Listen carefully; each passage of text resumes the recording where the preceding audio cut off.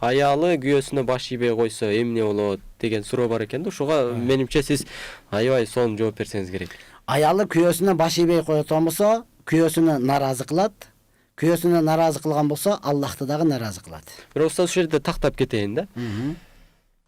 Аял күйөөсүн мындайча айтканда аял күйөөсүн нааразы кылып атканын кантип билиш керек? Анткени мындай нааразы болуунун дагы өзүнүн эрежелери бар да. Анткени кээ бирде ыраазы болгон нерсеге деле нааразы болушу мүмкүн да. Нааразылык деген өзү эмне? Анан нааразы кылуу деген эмне?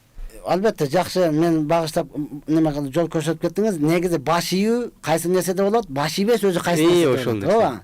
Баш ийишлик Аллах Таала Куранда өкүм берген, пайгамбар хадиске деги эле шариатка туура келген болсо, буга аял каалайбы, каалабайбы баш ийиш керек. Жолок салынып узун кийип жүр деди, баш ийиш керек. Сен 5 вакыт намазыңды оку деди, баш ийиш керек. Тияка барба, үйдө отур деди, баш ийиш керек. Бирок эркек ошого өзү не болсун, татыктуу эркек болсун да.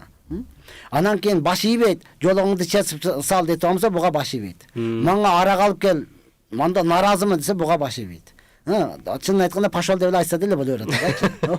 Билген кылалы депчи. Азыр туура айттыңыз. Ошондой шариатка дал келген нерсеге сөзсүз баш ие турган болсо, анан бул ыраазы болобу, нааразы болобу анысы кызыктырбайт. Демек баш ийди деп болуп эсептелинет. Чынын айтканда, сиз айткандай эле жанагы кээ бир эркектер бар да, моюнга алыш керек. Канча деле болсо деле жумурткадан кырыз деп, сен андай кыл десе мындай кылып койбодуңбу деп майдалана бере тургандар бар. Ал жагы кызыктырбайт. Колдон келишинче. Аллах Таала сиз колуңуздан келишинче эле жүктөйт. Андан ашыкчасын жүктөбөйт. Эми шариатка дал келбеген арак алып кел, деги эле жалаңач чечинип жүр, кыска кийинип жүр. Мен көчөдө жүргүм келбейт деп шариатка дал келбеген нерселерди буйруа турган болсо, буга баш ийбейт. Эркек нааразы болуп, асын өлүп алсын керек болсочу. Анда эмне кылат? Бул эске алынбай турган нерселер. Бирок ошондо кандайдыр бир хикматын табуу бул баягы акылдуу аялдын иши болсо керек. Албетте, эми эркекти эркек кылган аял киши да. Анан эркек бул мына ушундай да, аты эле эркек болбосо, жок, толук эркек жок да аламдачы. Аял толук эркек кыла турган бул аял киши.